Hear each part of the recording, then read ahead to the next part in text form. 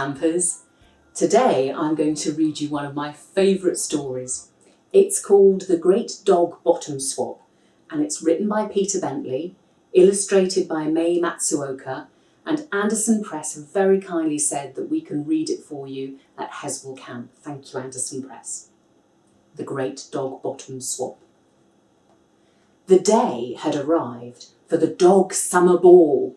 All the dogs in the world were lined up at the hall, where a sign on the door said, "Now, please be so kind as to keep your coat on, but remove your behind.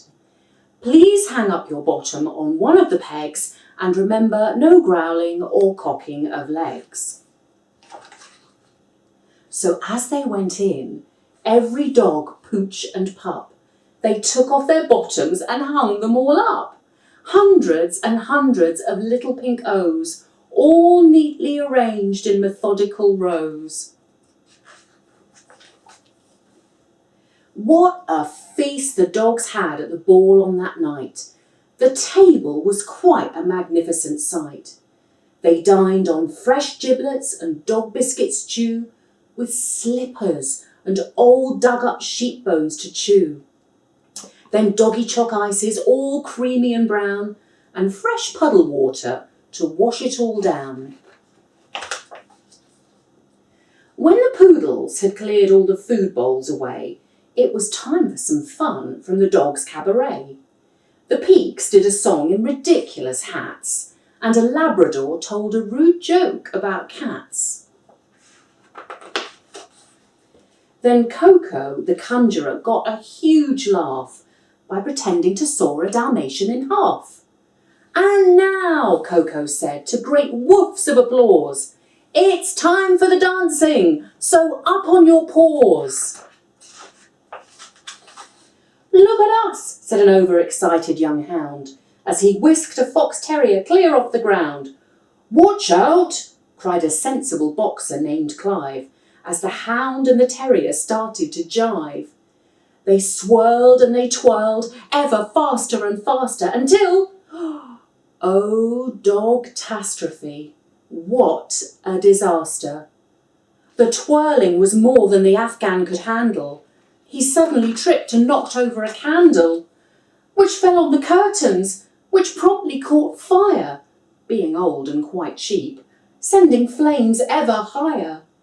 Some dogs broke the rule that forbade hind leg cocking, but the fire soon spread with a speed that was shocking.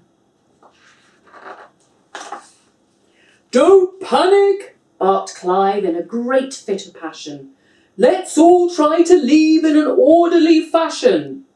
But that was an order they chose to ignore, as they scurried and scuttled like heck for the door. As the last dog shot out of the hall with a bark, the lights all went fut, and the whole place went dark. "Wait a minute," said Clive to the panicking mutts. Our bottoms, we must save our butts." So into the cloakroom they bumbled and tumbled, and soon all the bottoms were hopelessly jumbled, as every dog grabbed the first bottom they saw, and fled the great fire with a bum in their paw.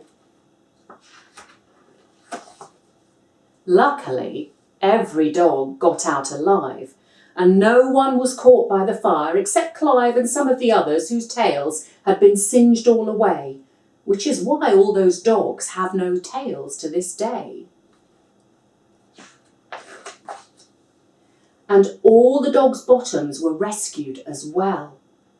But because of the darkness, no doggy could tell whose bottom was whose in the panic and scrum. So each dog went home with another dog's bum.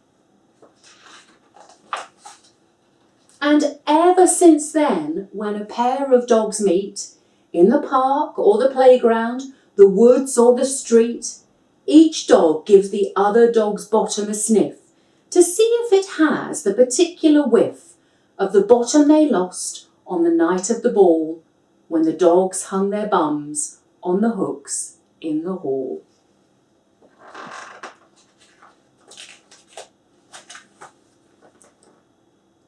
I hope you enjoyed that.